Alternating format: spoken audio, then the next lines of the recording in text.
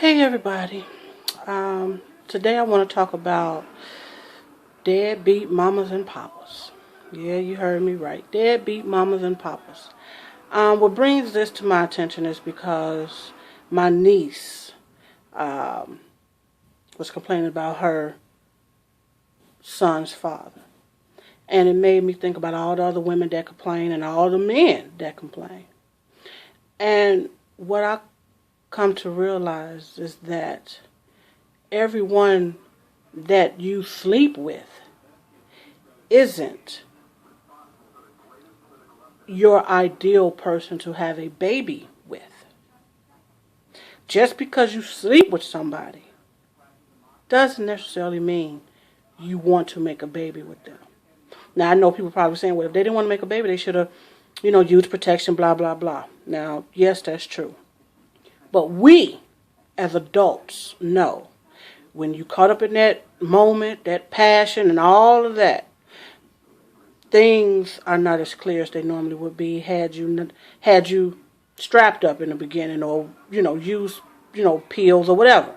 So we're gonna take that out. We're gonna take that out. So, normally a lot of people try to have a child by someone who they would definitely say, yes, this is father material, this is mother material.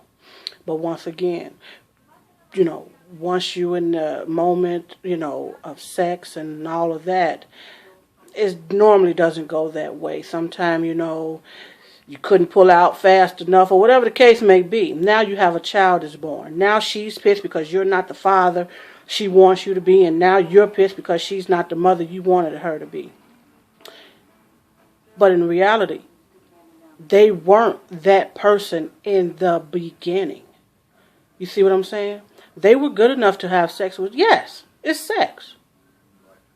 They weren't good enough to be the parent you want them to be, or the parent you think they should be, or for that matter, the parent that the child needs them to be. So, but now you have this child or children with someone who you wish you could just turn back the hands of times and start all over. We can't do that. So now what are you forced to do? One, talk about the other parent, as if you had no, relationship with this person, no anything. Or you take into consideration what I said earlier. You had sex, but this was not the ideal person to have a child with. Now that you know this, now you have to act accordingly. You can't worry about, them not being the parent that you want them to be. You can't, talk bad about the parent in front of the child, hoping that the child is upset with the parent. You can't do any of that. You just have to understand that you have to live your life and be the best parent you can be for you and your child. And understand that as parents, everybody parent differently. Some good, some bad.